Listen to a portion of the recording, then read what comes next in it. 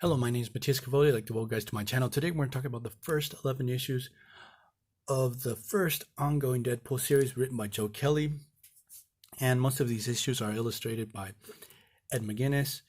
And this came out way back in 1997. And if you're into Deadpool, all these issues are must-reads. They really build on Deadpool as a character and build up the Deadpool mythos in general. First things you realize right off the bat is the humor. It's a lot more funnier compared to what had happened in the two previous Deadpool miniseries. Like, he was funny in those two miniseries, but here things are taken up to 11. He's straight up absurd and surreal at moments. And this is sort of going to establish how Deadpool is going to be from this point on. And also, we get the introduction of the Hell House, where Deadpool will get his mercenary contracts, and it's going to play a big role, especially in these first couple of issues. Also, we get the introduction of Blind Al, who's actually Deadpool's hostage. She lives with him. We don't know why or what's the whole situation, but the thing is, the relationship between Wade and Blind Al, it's just freaking hilarious. So I got ahead of myself. What I want to do in these videos is just give you guys a brief overview of these first 11 issues, tell you what happens, tell you what I liked, what I didn't like. There's also an annual here, a crossover between Deadpool and Daredevil from 1997. That's also really good. It ties into a story arc that happens here. So without further ado, let's get into this. The first story, we have Deadpool gets a contract to actually sabotage an experiment, destroy a scientific base in Antarctica. Deadpool goes there, doesn't ask too many questions, plants a couple bombs, sabotages the whole experiment. But the thing is, the guy that was running the experiment was Dr. Langowski, who's actually Sasquatch. And he tells Wade, like, man, you've really fucked up. I was doing an experiment with gamma radiation, stuff like that.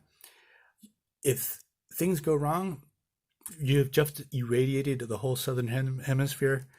And so Deadpool realizes he really screwed up. He doesn't want half the world having cancer and stuff like that. So he decides to help Sasquatch and mend this whole situation that he started in the first place. So we start to get to see for the first time this more heroic side to Deadpool.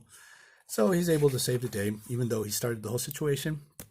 Deadpool finds out that the guys that put out the contract worked for this weird organization called Landau, Luckman, and Lake. I never liked these characters. The whole Landau, Luckman, and Lake, at least I never liked them. They used to also pop up quite a bit in the Wolverine comic books. But the thing is, it was a test for Deadpool to see if he had this heroic firebird to him and show off his integrity as a possible hero further down the line. So that happens in the first issue. In the second issue, we get a real treat. Wade thinks that Weasel, his old associate, from his mercenary days, well, he's actually still a mercenary, his buddy, he thinks he's been kidnapped. He follows his signal to this weird training camp for ninjas. And what we get is that this training camp is run by Taskmaster, who, for some reason, they changed his colors. Like, here I have the Marvel Legends Taskmaster for you guys to see. Like, you can see here, like, for some reason they changed up his color scheme. I really don't like it. It's really too dark. But the thing is, it's the first time Deadpool and Taskmaster cross paths. It's the first time they battle it out. So it's a pretty fun issue. And what's really funny is, like, it really breaks Taskmaster, the fact that he can't defeat Wade in hand-to-hand combat. He sort of breaks him and just leaves him all tattered and torn. And this really sets up this whole complicated relationship that we're going to get further down the line between Wade and Taskmaster. Now, we go into the first major story arc, because the thing is, in this story, Deadpool loses his finger, and his healing factor is sort of on the fritz. Oh, also, this is issue 3. We get the formal introduction of T-Ray. Like, he's going to be the main antagonist and villain to the series. They're really going to take their time in building up this character. Like, we get to see him a couple times He pops up in the first issue. But here we get the formal introduction. We discover that he has some real beef with Wade. He really hates him. We don't know why, what's their history. But the thing is, Wade's healing factor's on the fritz. He goes out and finds the guy that did the experiments on him, Weapon X, Dr. Kilbrew. And he tells Dr. Kilbrew's like, you got to fix me. My powers are all messed up. I lost a finger. What the hell's happening to me? So Wade discovers that comic book mumbo jumbo in science is his powers are like he's losing his healing factor. They have to jumpstart him again. So Mr. Kilbrew tells him, you need a little bit of a little bit of Hulk's blood. It's going to jumpstart your healing factor, fix things up for you. So as a real treat, in issue number 4, we get to see Deadpool go up against the Hulk. Now, this Deadpool series happened right after Onslaught, so most of Marvel's heroes are off in the Heroes Reborn universe. So this is the Hulk without Bruce Banner. It's like a real angry Hulk. He took over an island, stuff like that. It's a really weird time for Hulk. Thing is, they start battling.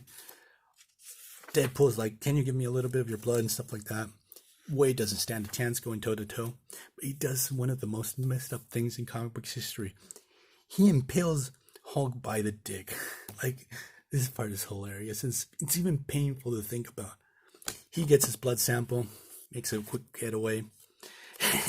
He leaves Hulk with a big hole gaping out of his back. It's pretty hilarious. In issue number 5, Deadpool's healed, and like Deadpool has a real beef with Kilbrew. He used to torture him, did a bunch of terrible things. But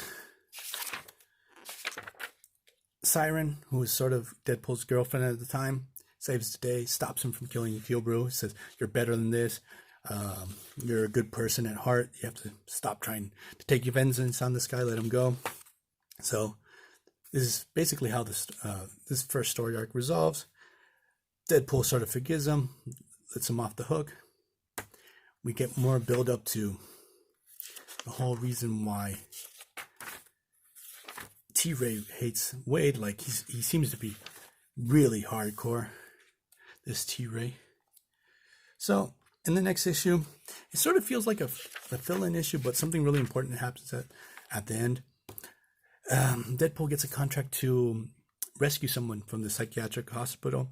Goes in, battles against this weird vampire character I have no idea existed, that actually turns into this transgender monster with mental powers. It's really weird. But the thing is, at the end of the story, the person he has to free is actually Typhoid Mary. And this is the first really good story arc of the series, is the story arc between Deadpool and Typhoid Mary. So, here's we get Typhoid Mary. Then we get the -1 issue. All of Marvel's series got a -1 issue during this time. So it's like a cool peek into the character's origin or history and stuff like that. Here we learn a little bit more about Deadpool's tragic past, more about the origins of Copycat, that she used to be a prostitute, how Deadpool found out that he had cancer and entered the Weapon X program and stuff like that. We also get the first appearance of Monty. He's part of the Lando, Luckman, and Lake organization. Then go into issue number 7, part of the story arc with Typhoid Mary. So Deadpool rescues Typhoid Mary, takes her to the Hell House, says, hey, you can work as a mercenary like me. And here's something really interesting. Typhoid Mary and T-Ray have somewhat of a relationship prior to this. And T-Ray, in like this really heartfelt discussion with Wade, is like, man, you really messed up. Typhoid was really trying to start off her life again, cure her mental issues, and not be a psychopath in it, because Typhoid Mary has multiple personality disorder. She wanted to cure herself. She didn't want to be a mercenary and live a life of violence. You brought her right back in. You don't know what you did. You it's like you opened a Pandora's box. And also, this is the first time we get to see T-Ray's powers that are sort of magically based. That seems to be really cool. Like, it's a real shame you don't see T-Ray outside of this series. He barely pops up anymore, if ever. Like, maybe he's a throwaway character every once in a while, but he was really interesting. So, Deadpool realizes he got more than he bargained for with Typhoid Mary. She's crazy as shit. Then we have a tie-in to this story arc with Daredevil, because Typhoid Mary has a lot of history with Daredevil. And what happens is, like, Typhoid Mary goes back to New York.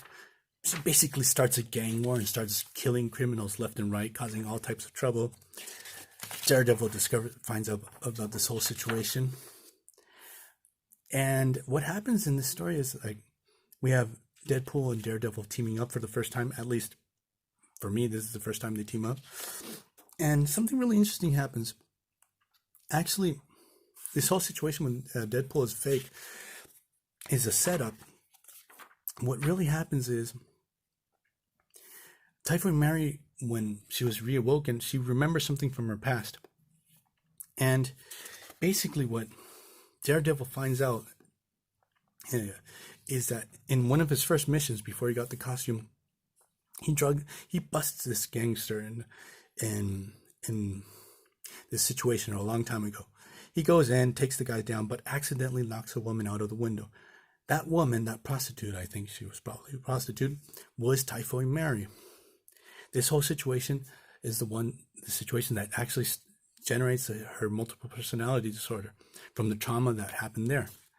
So, Deadpool and Typhoid generate this whole situation, take vengeance, and make Daredevil feel guilty over this whole situation, that because he was irresponsible when he first started out being a superhero, he actually hurt a lot of people.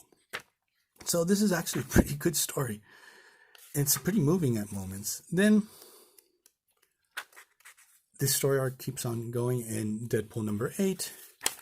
Deadpool just can't deal with Typhoid Mary. She's like too crazy. She's actually pushing Wade Wilson over the edge. He's driving him even more crazier than usual. Like, she wants to go out and start killing sprees and stuff like that. And Wade's like, whoa, calm down, lady. And at the end of the story, she actually breaks Deadpool. She pushes him over the edge, and brings out the worst aspects of Deadpool. Like, it even scares Deadpool himself. Then after this, we get a shameless filler issue with this character that's sort of like Arcade. He's just like Arcade. I don't know why they didn't use that classic X-Men villain in this issue number 9. Then we have the Great Lake Avengers. They've decided to try to take Deadpool down to make a name for themselves. This is a pretty fun issue. It's a fun story, but the thing is, what happens is Deadpool falls into Doorway Man, and for some reason he travels back in time, and we get issue number 11, which is a classic. For some reason, Deadpool goes way back in time to this classic issue where actually Spider-Man fights against Kraven, but instead of being Spider-Man, it's Deadpool. And we relive what went down in that particular issue. Actually, even Deadpool takes Peter Parker's appearance. And this issue is really, really funny. It's very well made. And it's worth the read. Like, out of all these issues, you have to go back and read this one. So, I hope you guys liked it. These first 11 issues to Deadpool, they're pretty fantastic. Give me a like, don't give me a like, whatever, but read these issues. They're a lot of fun. So see you guys next time. Bye.